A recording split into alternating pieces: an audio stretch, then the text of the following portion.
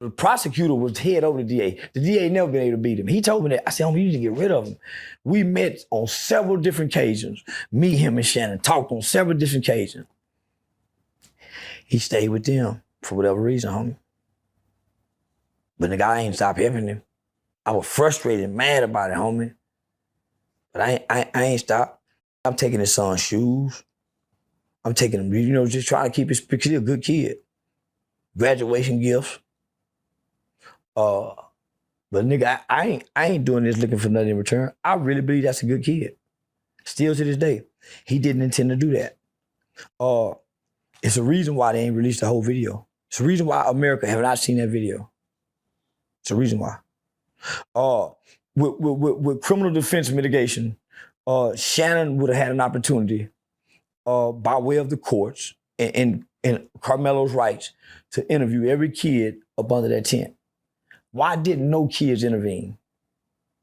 Why? There's a picture of, they saying Carmelo didn't belong under that tent. Well, if he didn't belong under that tent, why was he up under the tent just the previous week prior with all the same students there?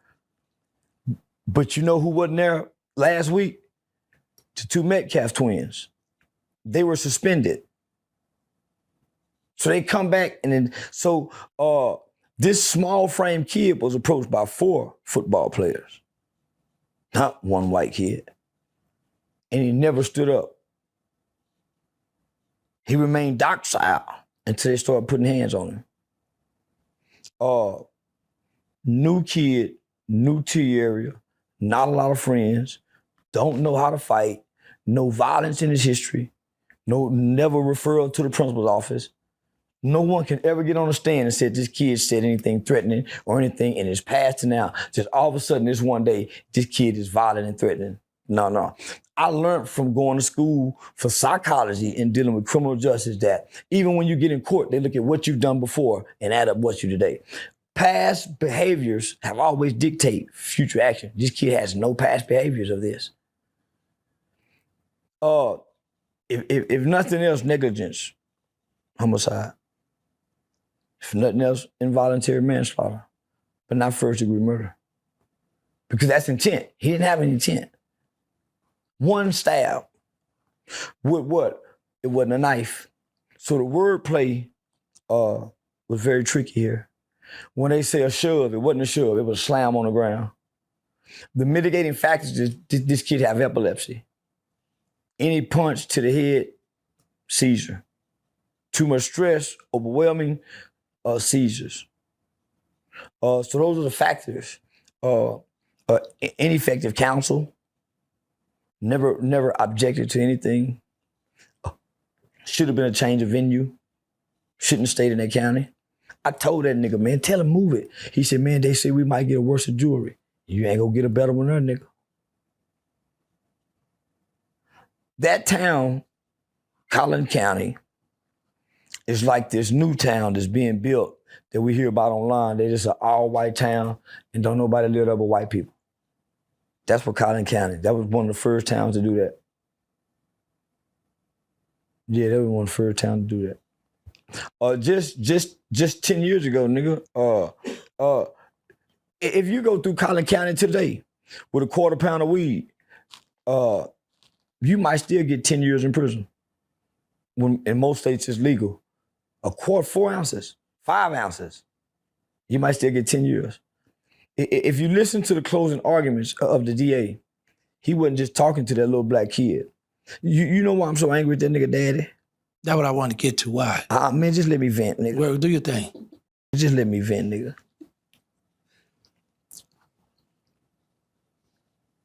The prosecutor, when he was giving me a close out, he told Carmelo, look at me.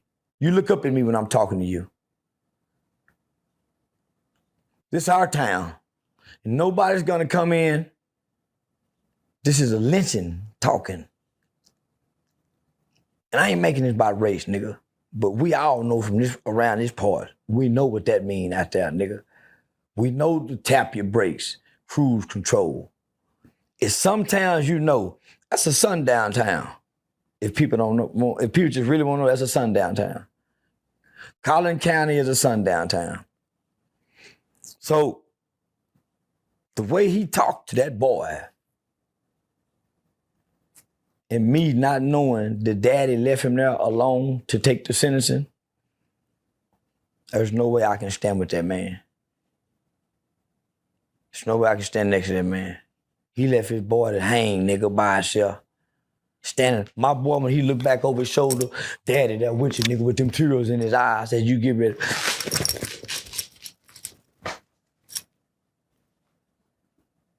I won't be, when they hanging the boy.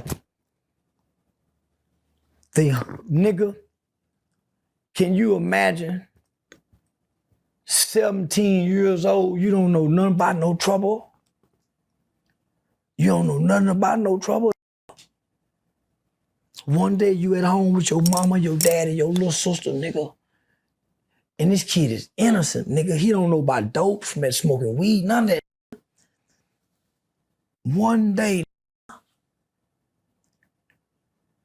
you wake up the next day, you in TDC prison. You done skip the process of the county jail of waiting to have to psychologically prepare. You done skip the process of having to detach from what's around this way, nigga. Can you imagine what that little boy feel like, nigga? I cried for him, my nigga. Man, I cried for him, nigga. But nigga, I didn't know his daddy wasn't there. Jeff Metcalf said he was a coward because he wasn't there. Ain't nowhere in the world I can be seen with that man again standing, fighting for his boy. And he just abandoned that kid, man. I can understand his mama not being there to see it, but not him. I cried for 2 days, nigga, 2 days. I cried like a boy. I had time to practice my walk. I had time to shadow box before they sent me down. I didn't have time for nothing.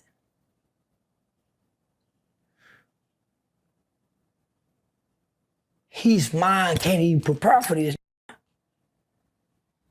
Imagine your baby just graduated high school one day, and the next day he in hell.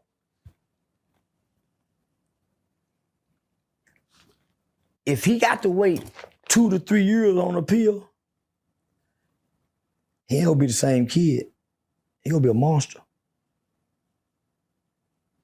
If he got to wait 2 to 3 years, homie, if they can't go get him, hurry up and get him out, get him a appeal bond, he ain't gonna be the same kid when he come back. No kid should be there.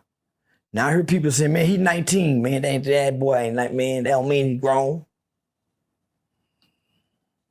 So I raised $1 million. They want $150,000 off top to retain an appeal lawyer. I put up 75 off the most of my total.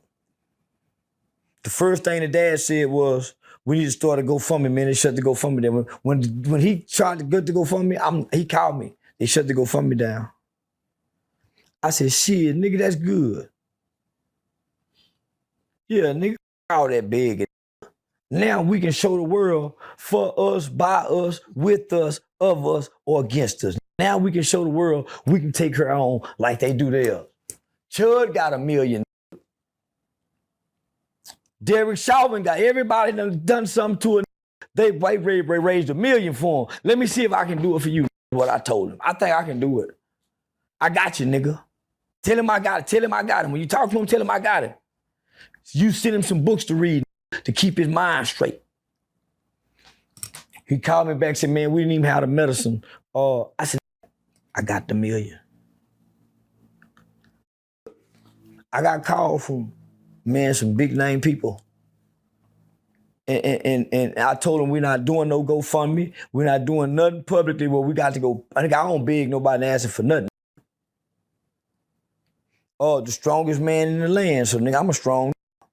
So yeah, I can't. Yeah. So a lot of people don't want to do it publicly because they don't want to be, it's too political. It's race, yeah. So they'll love to give in the dark. So I never came and said anything publicly. In less than 24 hours, I was calling him, saying, "Hey, we're gonna meet here to get the lawyers the money. We're gonna meet here to get the lawyers the money."